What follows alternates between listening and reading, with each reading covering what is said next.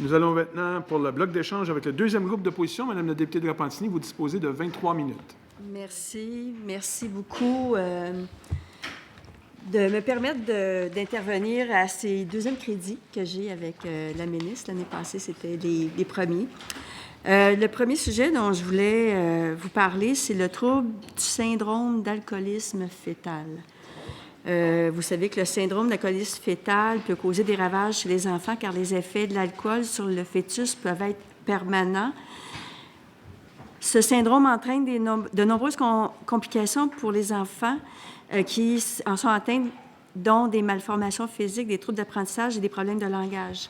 Selon les statistiques canadiennes, 25,6 % des femmes auraient consommé de l'alcool durant leur grossesse, alors que ce taux-là, à la grandeur du Canada, c'est 14 %. Donc, on a quand même un problème de consommation important ici au Québec. Présentement, le système de santé du Québec n'est pas outillé pour diagnostiquer et traiter le syndrome et le trouble du spectre de l'alcoolisme fœtal. Souvent, on le mêle avec d'autres problèmes. En 2011, l'INSPQ présentait un rapport et constatait que le ministère de la Santé n'avait pris aucune mesure pour appliquer les recommandations formulées dans l'étude demandée par le ministre de la Santé de l'époque, qui est l'actuel premier ministre. Des initiatives de prévention se sont poursuivies ou se sont amorcées de façon isolée, mais sans coordination ministérielle et sont nettement insuffisants pour répondre aux besoins identifiés en 2003. Au Québec, aucune clinique pour traiter le syndrome de l'alcoolisme fœtal n'existe, alors que le taux de consommation d'alcool pour les femmes enceintes au Québec est supérieur à celui du Canada. Actuellement, il y a une clinique spécialisée en Ontario, une autre au Nouveau-Brunswick. Au Nouveau-Brunswick, le Centre d'excellence sur le syndrome d'alcoolisation fœtale fait de la sensibilisation et pose les diagnostics grâce à une équipe multidisciplinaire formée de psychologues, d'orthophonistes, d'ergothérapeutes et d'une pédiatre. Ma question à la ministre est la suivante. Quels sont les services offerts aux enfants qui souffrent de syndrome d'alcoolisme fœtal au Québec actuellement et pourquoi n'y a-t-il pas de clinique spécialisée au Québec? Merci, Madame la députée de Repentigny. Madame la ministre. De ce que je comprends, ça va faire partie du plan d'action en dépendance que nous allons déposer bientôt, mais vous comprenez qu'il est important, M. le Président, d'agir tôt, bref, en prévention. Et c'est pour ça qu'on demande aux professionnels de la santé d'expliquer aux femmes pourquoi il est conseillé de ne pas consommer de l'alcool pendant la grossesse. Moi, je peux vous dire que et ma fille et ma belle-fille s'en sont fait parler. Ils ont eu 4 enfants chacun, là. J'ai 8 petits-enfants, je le dis souvent. Puis à chaque grossesse, ils se le font répéter. En fait, ils se font plus répéter parce que les enfants sont au monde, mais alors qu'ils étaient enceintes, ils se sont fait répéter souvent les enjeux associés au fait de prendre de l'alcool une fois qu'on est enceinte. Et nos publications concernant la grossesse, notamment dans le guide « Mieux vivre avec notre enfant », de la grossesse à 2 ans, rappellent les nombreux risques qui sont associés à la consommation d'alcool. Il faut comprendre que c'est un diagnostic complexe, que les symptômes de l'enfant, de même que la consommation de la mère, peuvent permettre de l'établir. Notre gouvernement soutient d'emblée les familles qui vivent à des problématiques liées à la dépendance, tant en prévention qu'en réadaptation, dès la naissance.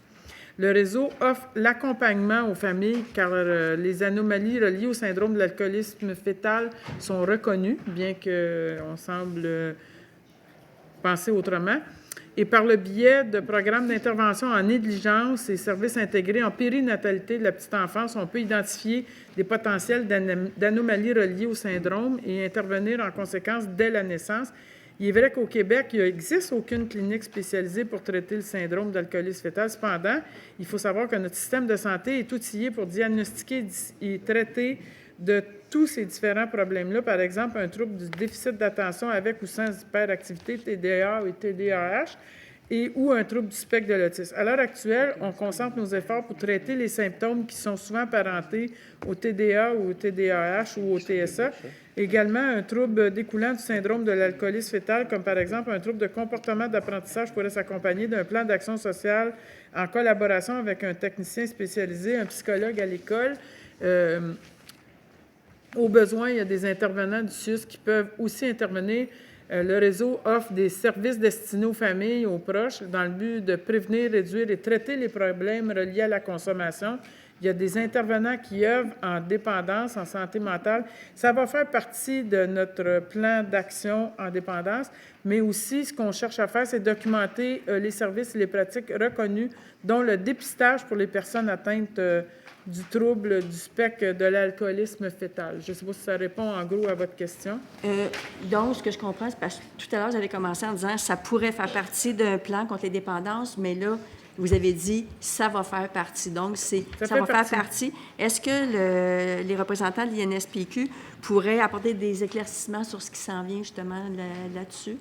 Bien, on travaille actuellement sur le plan d'action en dépendance et les problématiques liées à l'alcoolisme fœtal vont être abordées dans le cadre de ces travaux-là. On poursuit notre réflexion et quand ce sera le temps de le déposer, ça va nous faire un grand plaisir de tout vous donner ça. Est-ce qu'il va y avoir une clinique? Pas pour... Bien, la clinique, premièrement, ça relève des soins, ça ne relève pas de santé publique, là, on est dans les soins. Mais je peux vous dire qu'on aura un plan d'action en dépendance et on va traiter de cette chose-là. Comme il y a des gens ici autour de la table, étant donné qu'il va y avoir un plan contre les dépendances, est-ce que ça va être une solution envisagée, étant donné que ça existe ailleurs? Est-ce qu'on envisage de mettre sur pied des cliniques diagnostiques spécialisées pour les enfants et les adultes? En ce moment, il est prématuré de vous répondre et ça fait partie, comme me dit, des pratiques qui ont été évaluées dans le cadre du plan, mais on n'est pas rendu à déposer le plan. Quand on aura le plan, on pourra vous répondre plus spécifiquement. Disons que toutes les avenues sont possibles, mais compte tenu que ça existe ailleurs, vous pourriez éventuellement envisager que ça arrive. Puis est-ce que le ministère de la Santé va mettre en application le plan d'action de l'Institut national de santé publique du Québec de 2004 et les recommandations du colloque sur le syndrome de l'alcoolisme fœtal de 2016? Ça va faire partie de ça? C'est en évaluation, mais je ne vais pas vous dévoiler le plan d'action tant qu'il ne sera pas déposé. Mais on a des sommes importantes, mais vous allez voir tout ça atterrir. Vous verrez ce qu'on aura retenu et pas retenu.